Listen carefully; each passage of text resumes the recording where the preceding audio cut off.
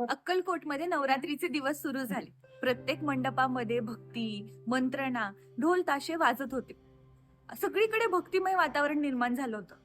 पण त्यातच काही भक्त श्री स्वामी समर्थांना म्हणाले की स्वामी, आम्ही दररोज दुर्गा मातेला एवढी हाक मारतो, पण खऱ्या दुर्गा मातेचं रूप आम्ही कधी पाहिलंच नाही हो. आम्हाला त्यांचं रूप दाखवा ना.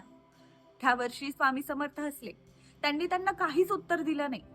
भक्तजन वाट पाहून होते की स्वामी समर्थ आम्हाला ते रूप दाखवतील की नाही म्हणून.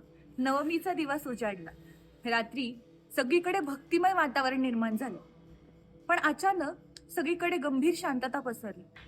धुपाचा सुगंध पसरू लागला. शंखनाद झाला आणि अचानक एक अद्भुत घटना घडली. क्षणात श्री स्वामी समर्थांचा चेहरा चमकू लागला.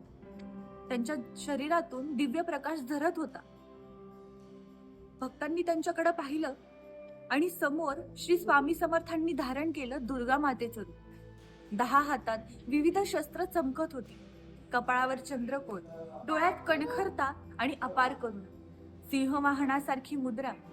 सगळ्या भक्तांनी जय दुर्गा म्हणून नामघोष सुरू केला. भक्तांना खात्री पटली की श्री स्वामी समर्थ म्हणजेच आदिमाया आहेत, म्हणजेच दुर्गा माता आहेत म्हणून.